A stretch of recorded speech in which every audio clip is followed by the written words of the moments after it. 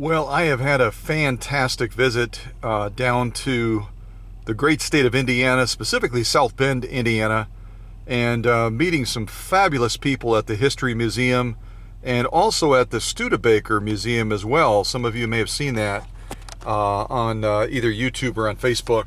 And where we're heading for our final place right now is the original Singer plant that back in the day, back around early 1900s, was one of the, well, actually was the largest sewing machine cabinet makers in the world. They were making on average around 2 million a year, and they were employing about 3,000 workers. And we're going over to look at the what remains of that incredible Singer plant, which isn't a lot anymore, unfortunately. As some of you may have read, there was a big fire back in the 1960s that took out Proceed to highlighted route. the majority of that factory campus. It covered, I mean, a ton of acres. I want to say around 50 acres. In 300 feet, turn right. This GPS sure is bossy, Turn isn't right, it? then turn right. Well, that's okay. It'll get us to where we're going.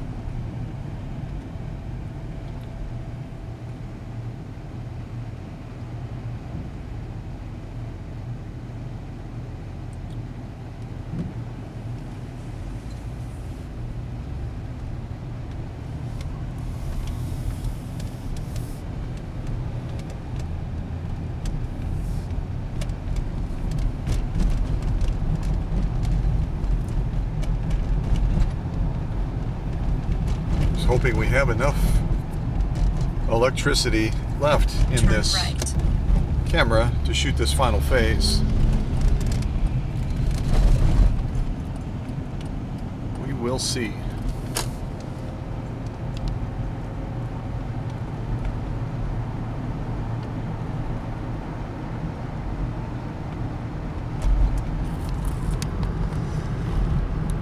Yeah, the folks down here in South Bend, Indiana are total class.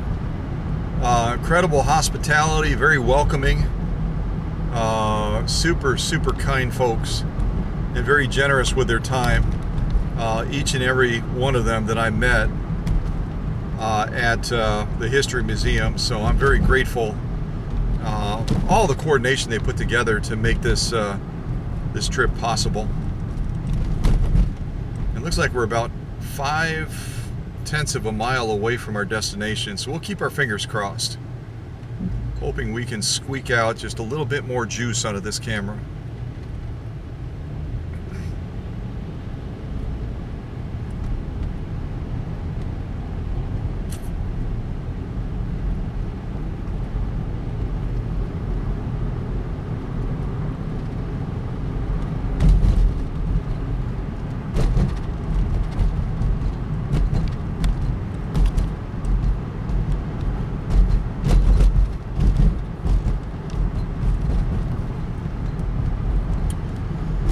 Coming up on it right here on the right hand side.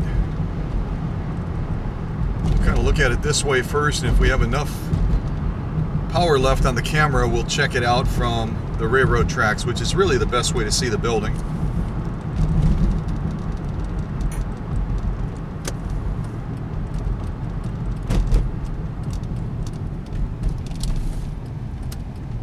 Arriving at destination on right. You're right about that, GPS.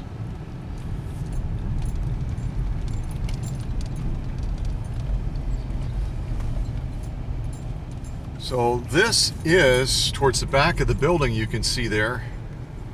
This is what's left of that Singer plant that in its heyday again was making 2 million cabinets, sewing cabinets a year, and employing over 3,000 employees. And now it's connected to this more contemporary office building. And to honor Singer, they named part of the building Singer, I think. I think that's what I saw yesterday. So Mary Crest, can you see that up there? Mary Crest Singer Hams. You can kind of see the other side of the Singer building right over here. We'll kind of drive along here. But they got a lot of it blocked off, unfortunately. Unfortunately.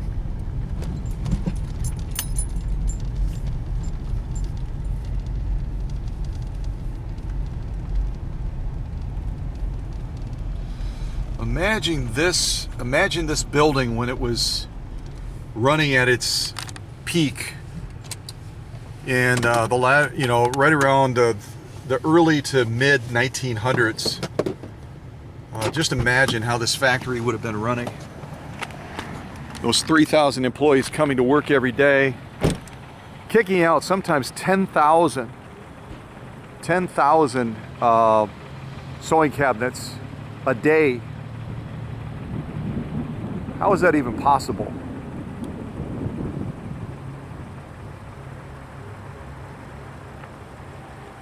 How is that even possible? And this is only one of the buildings. They had multiple buildings on the 50 plus acres or so that they had.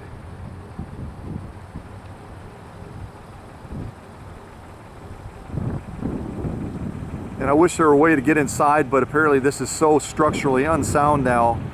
It's fallen into such disrepair, as you can kind of see, that they don't even consider it safe anymore. Go around to the other side. I don't know, we might end up having the camera quit, but we're going to try to drive to the other side real quick and see if we can see the other side of the building that's adjacent to the railroad tracks. Again, back in the day, part of this and the other parts of the campus, which are no longer even visible, they've all been demolished and they're gone. But back in the day, ooh, there's a brick. I've got to grab this brick because it looks like it matches the building. It looks like it matches the building, and how could I resist picking up a Singer brick? You know what I mean?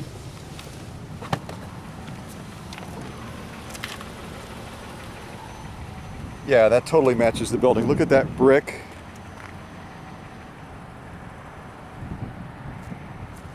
Yep. All right. I should use this for a giveaway. What do you think? Who wants to win an original Singer brick? I love it. Oh, gosh. All right, let's see if we can still squeak out a little bit more juice out of this camera. Keep your fingers crossed. Keep your toes crossed. Because on this other side, it's really super cool. You can still see the printing of Singer on the side of the building. Boy, that's a horrible pothole. Good gravy. Hang on.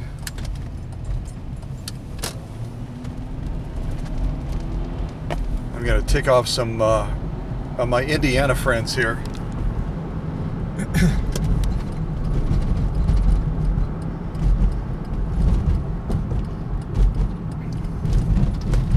Or meet one of the Indiana police officers, one of the two, whichever comes first.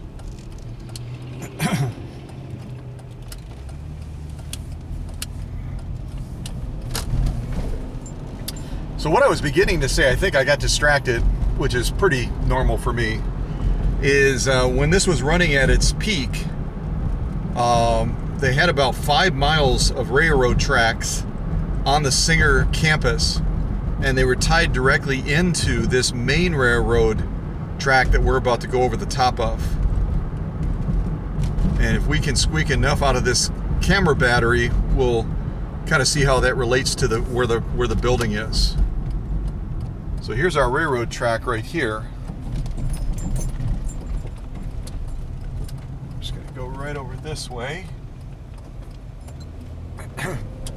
There's the Singer building. You can see it across the railroad tracks over there.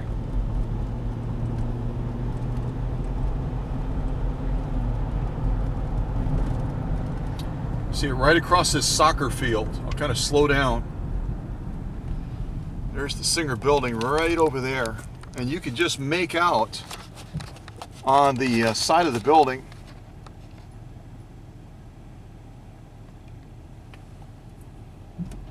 where you can read the Singer on it. We'll try to go across there and actually look at it close up. I'm going to park in this parking lot over here. Hopefully I don't get in trouble. I've had a whole trip of not getting in trouble. I'll see if we can stick with that.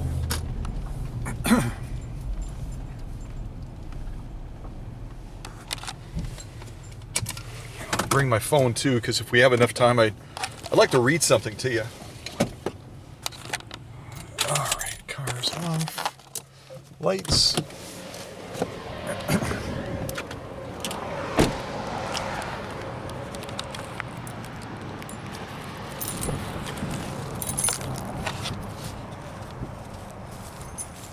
Yeah, it's hard to believe. Hard to believe that a building can go from being here to not being here so quickly. Or it seems quickly. I guess we are talking about almost a century.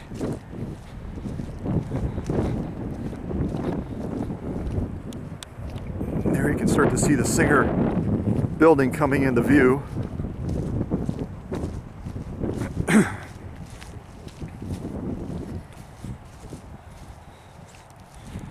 So what I wanted to read to you as we're kind of walking over there is, in the heyday, South Bend, Indiana was a prominent manufacturing hub in the Midwest, home to many companies including Studebaker, Bendix Manufacturing, which is tied to the Oliver Mansion, and Singer Sewing Machines as well. In the early 1900s, the South Bend Singer Cabinet Factory achieved the distinction of being the largest sewing machine cabinet operation in the world, producing about 2 million cabinets a year and employing a workforce of 3,000 people.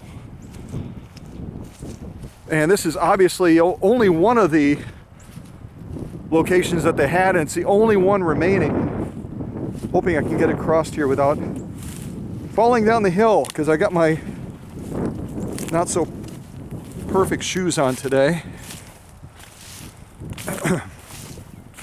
And you can see proximity here with these railroad tracks right here, and how they would have tied their railroad directly into this main railroad. And since I've been here just yesterday, there's been a number of occasions that I've seen trains come through here. So we'll have to be real conscious of that as we're out here. I'll kind of stay back away from the tracks. So the Singer Sewing Machine Company obviously was established in 1851 by Isaac Singer. And the company began in Boston, but later moved its headquarters to New York City and eventually to New Jersey. Obviously the Anderson area is probably real close to where they were. It sounds like there's a guard dog that doesn't like me. So in the early 1860s, production was mainly handled out east. However, after experiencing supply chain issues in Chicago, the company began to look at options for producing cabinets in the Midwest. In 1868, a site was chosen in South Bend, Indiana, in part because of the readily available supply of hardwood lumber nearby. They had a lot of black walnut trees. And Singer left the factory's operations in the hands of its new manager, Leighton Pine. Pine would go on to become a prominent resident of South Bend, and except for a brief respite from the company in the 1870s, he successfully managed operations at the plant until his death in 1905. And the factory was initially located on Niles Avenue, but by the early 1890s, it became apparent that a larger factory was going to be needed. In 1900, a 60-acre site on Division Street was developed into a huge Singer plant. Kind of keep an eye on that dog here. It even had a factory railroad consisting of 5 miles of track that connected to the Lakeshore and Michigan Railroad. The entire cabinet manufacturing process took place at the South Bend facility. Workers dried the lumber, cut pieces, applied veneers, and assembled the units on site. By 1907, the factory was producing 10,000 cabinets per day. Can you imagine? And cabinets like this, look at that. Can you see that in the shot at all? Absolutely gorgeous cabinets. About half of these were shipped unassembled to other Singer locations. The other half remained in South Bend, where sewing machines were installed. Then they sent them to the agents for distribution throughout the United States. Production at the facility peaked in 1914. At that time, it was thought that 3/4 of all sewing machine cabinets sold worldwide had been manufactured in South Bend. Slowly, though, production shifted to other locations. Factories in Scotland and Germany were soon satisfying European demand in the United States. The company began to consolidate Midwestern operations into its Cairo, Illinois facility. I think I'm saying that right. In the 1930s, South Bend operations plummeted and the plant's massive lumberyard and foundry were closed. During World War II, the South Bend plant shifted its production to wooden packing crates for guns and plywood sub-assemblies for airplanes and gliders. So even during the war effort, they continued to run their operation here in South Bend. Following the end of the war, production of sewing machine cabinets at the main plant faltered, and in 1949, a strike at the main facility in New Jersey severely limited the supply of parts to the South Bend factory. Massive layoffs occurred, and right around 1955, the South Bend factory had closed. What a sad day, huh? After so much opportunity to all of the community members and to Singer itself in having this location. And today, only one small building remains of Singer's once sprawling industrial facility. And in the 1960s, a fire destroyed most of that in a 2-block factory location. The Mary Crest building, which we saw the other side of just a second ago, as it's known today, is a small reminder of the golden days of Singer's presence in South Bend. What do you think of that? What an incredible trip this has been to learn more about this amazing facility that, again, at its peak, was producing about 2 million sewing machine cabinets per year, and had a workforce of over 3,000 employees. And this is all that's left of that incredible Singer legacy of cabinet making in this area. So a wonderful way to wrap it up. My battery is flashing. I better wrap it up and just say God bless you guys. Thanks for coming along on this fascinating trip, and thank you so much to my incredible friends at the History Museum in hosting my visit and being so generous with their time in allowing me to look at those incredible artifacts. So take care and stay tuned for other great premieres like this, where you never know where we're going to end up and where we're going to end. So a salute to all those wonderful souls that worked in this great building here and on that 50-acre plus campus here down in South Bend, Indiana. Take care, everybody.